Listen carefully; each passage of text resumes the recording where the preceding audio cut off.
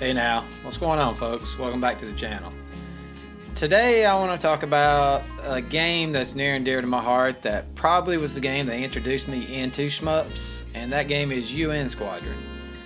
A buddy of mine, Jeff, who is currently still part of this channel, he just works a lot and his work life just kind of has taken over for a while, introduced me to it many moons ago. He had this on the Super NES and we both adored it.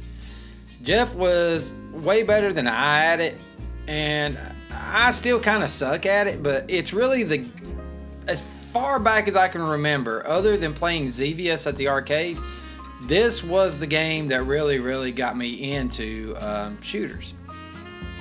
Going back and playing it now, it is way more difficult than I remember it being.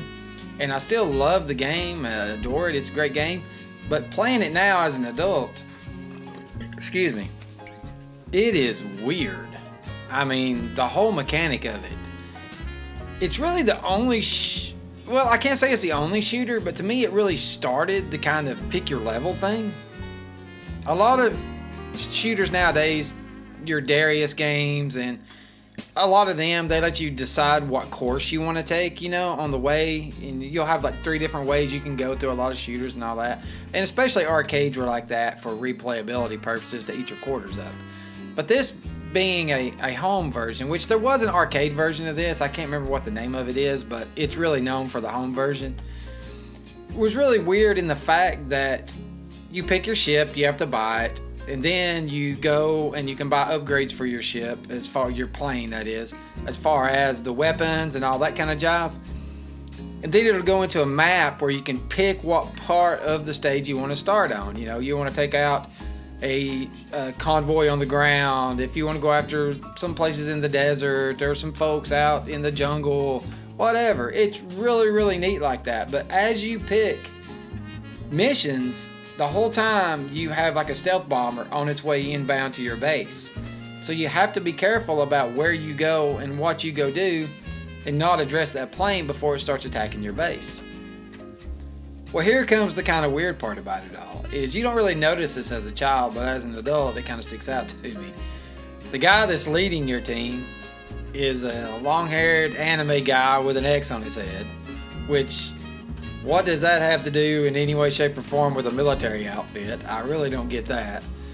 And then also, the guy that's doing your weapons upgrade is an old man that lives in a shack that has, atom bombs and nuclear bombs and napalm and all this stuff. It's really kind of funny looking at it now, how game designers back in the day I don't know. It's like they weren't so serious. They just had a lot of craziness and absurdity wrapped into their games, and all the thought really was put into the gameplay itself and not the, I don't know, kind of the stuff that's in the foreground that you just kind of skip through getting to the game, you know? It's very comical with those elements, and I think that's part of the charm of it. The biggest takeaway for me, though, with the game is the stinking music. I have forgotten totally how good the music is. From the very intro of the game, to why you're picking your weapons, to the music in-game itself. I mean, it has an awesome score. That is one thing I think that the Nintendo or the Super NES doesn't really get enough credit for. I mean, the scores on some of these early games were just amazing compared to the Genesis.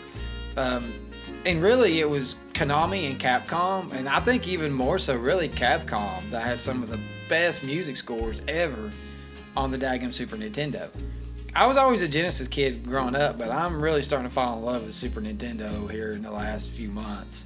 But anyway, that's a whole other thing. But anyway, if you guys haven't checked out Squadron, check it out. It's an awesome shooter. I'd pick it up before too long. I have seen it slowly climbing in price. I picked it up for $30, and I know just a couple years ago it was a $10, $15 game. So if you dig physical and all that jive, I would pick it up sooner than later. But definitely check it out. Super fun. It is difficult. I played it forever. I still suck at it, but it's one of them games that you just keep playing to get better and better at. Anyway, that's going to do it for this one, guys. I appreciate you checking the vid out. Like and subscribe if you're digging it. Later.